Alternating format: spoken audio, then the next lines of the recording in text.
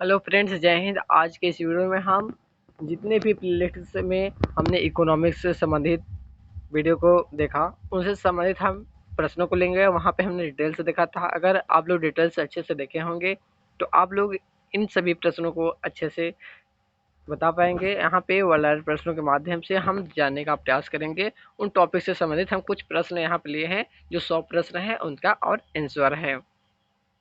अगर चैनल पर नए हैं तो सब्सक्राइब करिएगा, अपने दोस्तों को ज़्यादा से ज़्यादा शेयर करिएगा और कमेंट में बताइए कि आपको वीडियो कैसा लगा।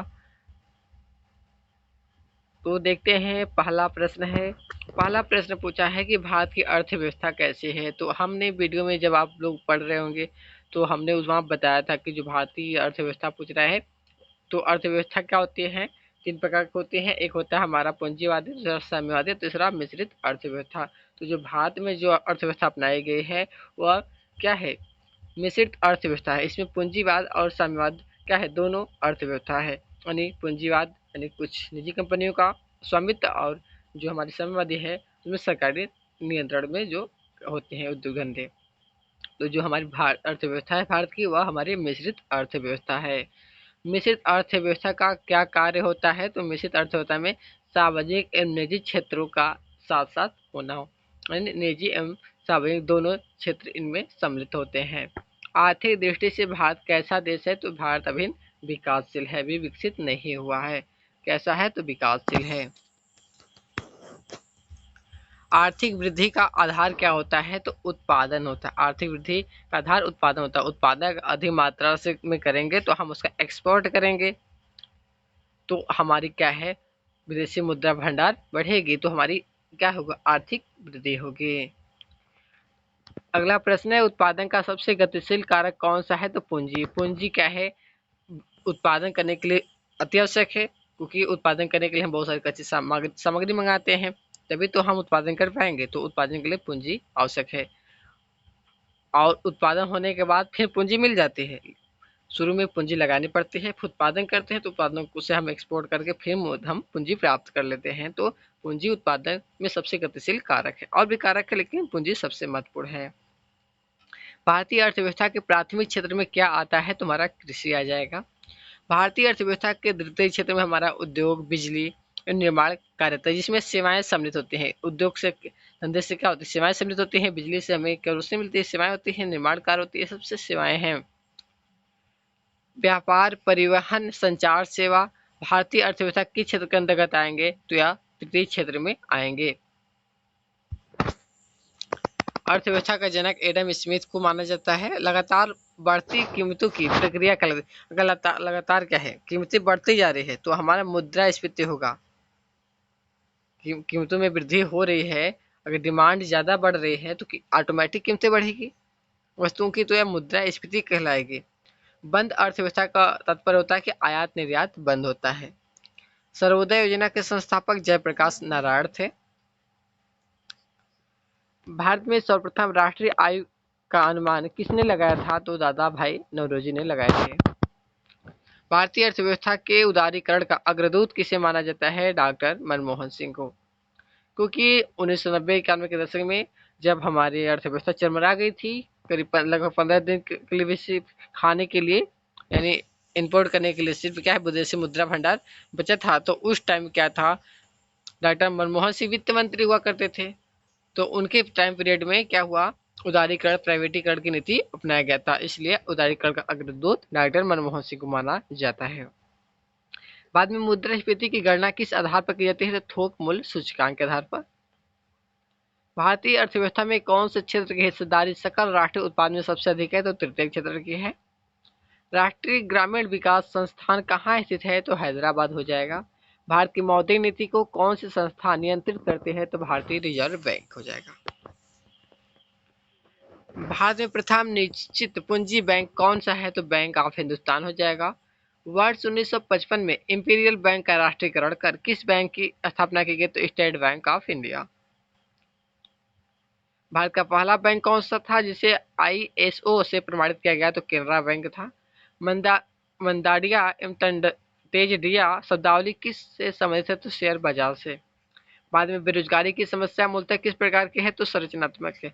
ये सब क्या हमने डिटेल से जो वीडियो बनाया है उनमें सब आपको मिल जाएगा, डिटेल से मिल जाएगा। यहाँ तो ऑनलाइन प्रश्नों के माध्यम से देख रहे हैं, वहाँ पे डिटेल्स, अगर डिटेल्स आप देख लेंगे तो ऑनलाइन प्रश्न आप पूरी कंप्लीट कर पाएंगे। भारतीय विदेशी व्यापार संस्थान कहाँ पर स्थित है, तो यह नई दिल्ली हो जाएगा। मुद्रा वह है जो मुद्रा का कार्य करे, परिभाषा किस अर्थशास्त्री के द्वारा दी गई है, तो वाकर का हो जाएगा। मेक इन इंडिया अभियान भारत को क्या बनाने के लिए शुरू किया गया था, विनिर्माण हब। अर्थशास्त्र में ग्रेसम नियम का संबंध किससे है, तो मुद्रा के संचालन से है। उपभोक्ता की बचत का सिद्धांत किसने दिया था, अल्फ्रेड मॉर्सल ने। बिग पशु सिद्धांत किसने दिया था, तो रॉडर ने। भारत में सर्वाधिक शहरीकरण वाला राज्य कौन सा है, तो महाराष्ट्र हो जाएगा। भारतीय रिजर्व बैंक का राष्ट्रीयकरण कब होता है, तो 1 जनवरी 1949 ईस्वी को। कागजी मुद्रा जारी करने का पूर्ण अधिकार किसके पास होता है, तो यह रिजर्व बैंक के पास होता है। भारत का यह केंद्रीय बैंक है। भारतीय रिजर्व बैंक का मुख्यालय की बात करें तो मुंबई हो जाएगा। 1 रुपए का नोट कौन जारी करता है, तो यह वित्त मंत्रालय। राष्ट्रीय विकास परिषद का गठन कब होता है, तो 1952 में। योजना आयोग का गठन कब हुआ, 1950 में। भारत का आयात निर्यात बैंक कौन सा है, तो एक्सिम बैंक हो जाएगा। मुद्रा स्वयं का निर्माण करती है, कथन किसका है, क्रोमर का है। भारत की राष्ट्रीय आय का प्रमुख स्रोत है सेवा कर। सेवाएं पर जो कर लगती है उससे। सस्ती मुद्रा का क्या अर्थ है, ब्याज की दर कम होना। नरसिम्हा समिति का संबंध किससे है, तो बैंकिंग सुधार से। करेंसी नोट प्रेस कहाँ पर स्थित है, नासिक में है। संरचनात्मक बेरोजगारी का प्रमुख कारण है अपर्याप्त उत्पादन क्षमता। भारत की प्रच्छन्न बेरोजगारी सामान्य कहाँ दिखाई पड़ती है, तो कृषि में। भारत का पहला मोबाइल बैंक कहाँ पर स्थापित किया गया, खरगोन मध्य प्रदेश। भारत में प्रथम पंचवर्षीय योजना कब से प्रारंभ हुई थी, तो 1951 नई दिल्ली से प्रारंभ होती है। मुद्रा की मात्रा में कमी क्या कहलाती है, मुद्रा का संकुचन कहलाती है। जिस नीति को देश का केंद्रीय बैंक ऋणात्मक व गुणात्मक उपकरणों के माध्यम से लागू करता है उसे क्या कहते हैं, तो मौद्रिक नीति। मौद्रिक नीति में हमने जो पढ़ाया है उनमें अगर आप देखेंगे तो आप लोग का पता चल जाएगा। जब सरकार की आय कम तथा व्यय ज्यादा हो तो अर्थव्यवस्था क्या कहते हैं, घाटे की अर्थव्यवस्था होती है। नाबार्ड बैंक का पूरा नाम क्या है, तो राष्ट्रीय कृषि एवं ग्रामीण विकास बैंक। सहकारी साख संगठन का शुभारंभ कब होता है, तो 1904 ईस्वी में। जब किसी आवश्यकता को कीमत समय स्थान से प्रश्न में, तो किसे क्या कहते हैं, तो मांग कहते हैं। मूल्य योजित कर वैट किसकी सिफारिश पर लागू किया गया, तो चलैया समिति। वह दर जिस पर कमर्शियल बैंक भारतीय रिजर्व बैंक से रुपए उधार लेता है, तो रेपो दर। जो अर्थव्यवस्था आर्थिक दृष्टि से पूर्णतया संपन्न होती है क्या कहलाती है, विकसित अर्थव्यवस्था। राष्ट्रीय आय के आकलन के लिए देश में कौन सी संस्था कार्यरत है, तो केंद्रीय सांख्यिकी संस्था। दुर्गापुर भिलाई राउरकेला के इस्पात कारखाने किस पंचवर्षीय योजना के दौरान स्थापित किए गए, तो द्वितीय पंचवर्षीय योजना 1956 से 61। अंत्योदय योजना कार्यक्रम किस वर्ष प्रारंभ हुआ, 1977-78 में। राष्ट्रीय विकास परिषद का गठन कब हुआ, 6 अगस्त 1952 ईस्वी।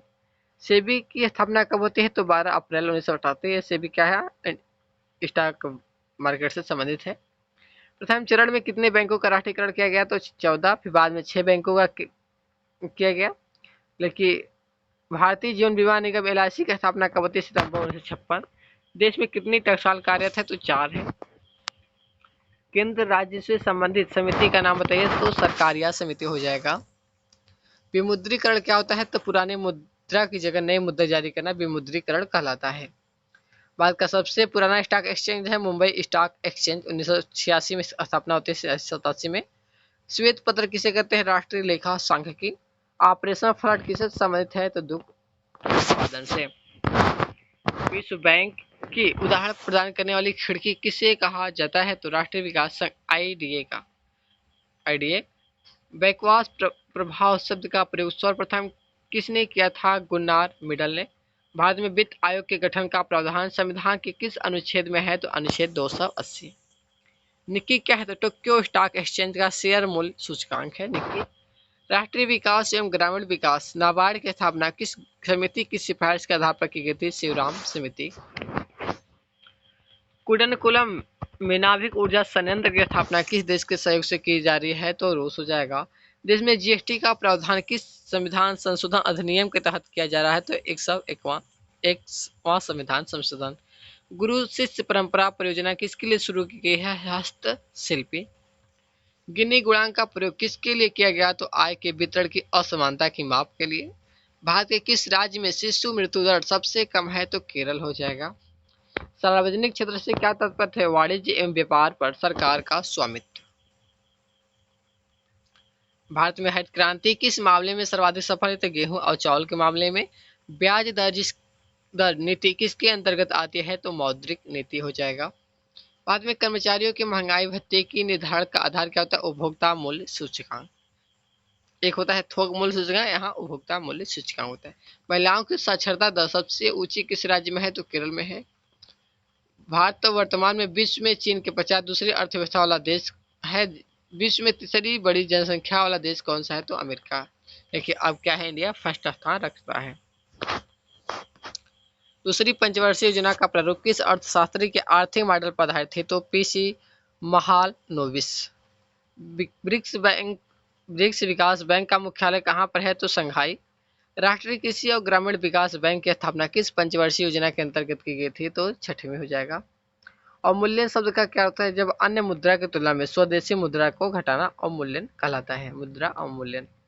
दलाल स्ट्रीट कहाँ पर स्थित है? मुंबई हो जाएगा। रिजर्व बैंक ऑफ इंडिया का राष्ट्रीयकरण कब हुआ? तो 1949 में। भारतीय रिजर्व बैंक के वर्तमान गवर्नर शक्तिकांत दास है। 2011 की जनगणना के अनुसार सर्वाधिक घनत्व वाला राज्य कौन सा है? तो बिहार हो जाएगा। 2011 की जनगणना के अनुसार किस केंद्र शासित प्रदेश में साक्षरता प्रतिशत अधिक कम है? तो लक्षद्वीप हो जाएगा। स्टैगफ्लेशन क्या है? मंदी के साथ मुद्रा स्थिति। भारत में गरीबी हटाओ का नारा किस पंचवर्षीय योजना के अंतर्गत दिया गया? 5वीं हो जाएगा। अंतर्राष्ट्रीय व्यापार का मुख्य प्रहरी कौन सा? अंतर्राष्ट्रीय वित्त निगम एफसीआई। भारत की विदेशी मुद्रा कोष में सर्वाधिक अंश किसका होता है? तो विदेशी मुद्रा परिसंपत्तियां। भारत में गेहूं का सर्वाधिक उत्पादन किस राज्य में होता है? तो उत्तर प्रदेश हो जाएगा। राष्ट्रीय आवास बैंक किसका नियंत्रण उपक्रम है? भारतीय रिजर्व बैंक। ओटीसी क्या है? ओटीसी क्या है? तो भारत का एक शेयर बाजार है। तो फ्रेंड्स आज के लिए इतना ही है। फिर मिलेंगे कल नेक्स्ट वीडियो में कुछ नए टॉपिक के साथ। तो ये रहा जितने भी हमने डिटेल से वीडियो देखा था, प्लेलिस्ट में आप लोग जाएंगे तो आपको वहाँ पता चल जाएगा अर्थशास्त्र माध्यम से है। तो उनसे संबंधित प्रश्नों को यहाँ पे हम लिए थे। ये एक टेस्ट था कि मतलब आप लोग कितने प्रश्न कर पा रहे हैं। तो ये 100 प्रश्नों का सीरीज था। तो आप लोग 1-2 बार अवश्य देख लीजिएगा, रिवीजन अच्छे से हो जाएगा। ओके थैंक्स, मिलते हैं नेक्स्ट वीडियो में।